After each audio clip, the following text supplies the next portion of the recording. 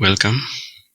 Today's presentation is on linear inequalities, and the question reads, write down the inequalities that satisfy the unshaded region marked R in the figure below. So we have the diagram as shown. So what we're simply going to do, we're going to identify the various lines. So let's call this line 1. Then the next one here is line 2. And then we also have the other unshaded, that is the x-axis. Let's call it line 3. So we will get the inequalities that satisfies L1, L2, and L3 respectively.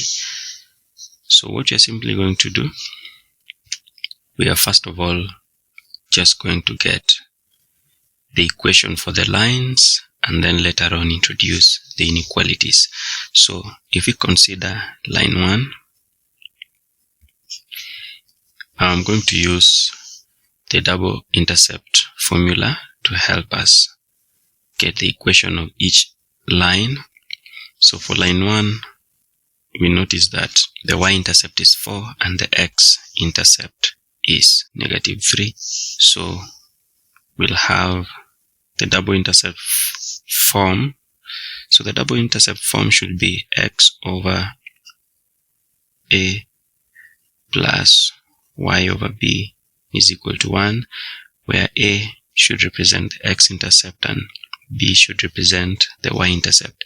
So for line 1, we will have x over the x-intercept, which for this case is -3, plus y over the y-intercept, and the y-intercept is 4. So we have over 4. That should be equal to 1. So the equation here we can further simplify by multiplying all through by the LCM, and the LCM is 12. So for this particular case, we'll have -4x. Remember, we're multiplying everything by 12, so x over -3 by 12 is -4x, plus 3y is equal to 12. So for this particular case, we are going to replace the equal sign with an inequality symbol, and we are going to achieve that by simply picking a point from the unshaded region. Let's say a point like here. The coordinates for this point is 0, 1. So that means that the value of x is 0 and the value of y is 1. So if we have that point 0, 1, then the left hand side of this equation here, when you do a substitution, x is 0, y is 1, so we'll have 3. That is -4 times 0 plus 3 times y. We end up with 3. And then on the right hand side, we have 12. So we can argue that 3 is less than 12. And therefore the symbol we should use there is less than. But remember, the line is a continuous line, so we'll add or equal to, so that finally we can have the inequality as -4x. So we rewrite this with the inequality symbol. So -4x plus 3y less than or equal to 12. So that is the first one. For line 2, we'll proceed in a similar manner. So again, using the double intercept formula, we'll have x over the y-intercept, and the y-intercept is 5, plus y over the y-intercept, and the y-intercept is 4.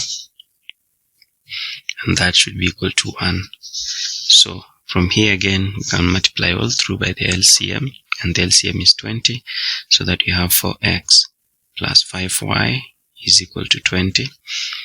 Again, using the same point, because it's in the wanted region. So we are still going to use 0, 1. So x is 0, y is 1. So we'll have the left hand side and the right hand side. Left hand side we have 5, and the right hand side we have 20. So it is still less than, but for this particular case it is broken line, so the symbol remains less than. So replacing the equal sign with the inequality, we will have 4x plus 5y is less than 20. So that is for line 2. Finally, we can look at line 3. On line 3 is the x-axis, and we know that the equation of the x-axis is y is equal to 0. But still using the point 0, 1. Remember, it's not a must we just use 0.1. Let us just use, we can use any feasible point in the wanted region. We could use point here, here, or even in this space 1, 1. Those are still applicable. So any of those will give us the same result. If you consider point 0, 1, then the left hand side and the right hand side becomes, left hand side is y, so y is 1, and the right hand side is 0. So 1 and 0 compare as follows. So 1 is greater than 0, and because it's a continuous line, we'll simply have it as greater than or equal to, so that this equation now becomes y greater than or equal to 0.